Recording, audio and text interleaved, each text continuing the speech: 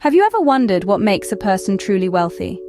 Is it the size of their bank account, the luxury of their home, or the number of their possessions? Today, we'll delve into a story that might just change your perspective on this. Picture this.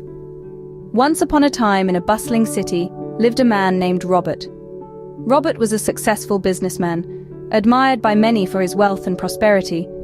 He had a beautiful house, expensive cars, and all the materialistic things one could dream of. Yet, Robert always seemed to have a lingering sense of dissatisfaction. On the other hand, there was another man named Jacob.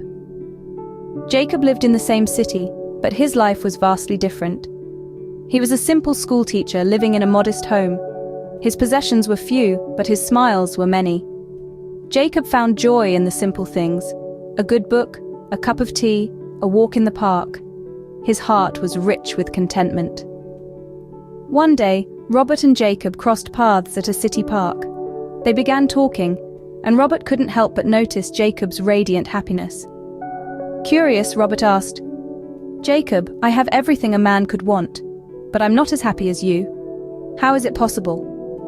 Jacob smiled and said, "Robert, wealth isn't measured by what we own, but by what we enjoy. I may not have as much as you, but I relish in what I have. That's my secret." This simple encounter left a profound impact on Robert. He realized that his pursuit of wealth had overshadowed his ability to appreciate and enjoy what he already had. From that day forward, Robert decided to shift his focus from acquiring more to appreciating more. So what's the moral of this story?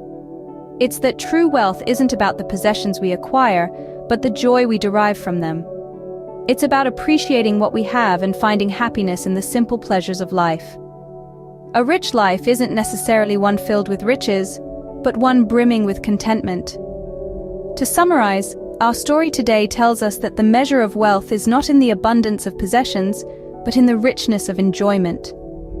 It's not about how much we have, but how much we appreciate what we have.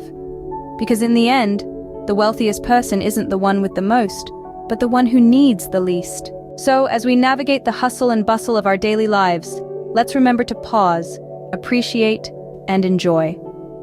For in the grand scheme of things, the size of our bank account pales in comparison to the richness of our hearts.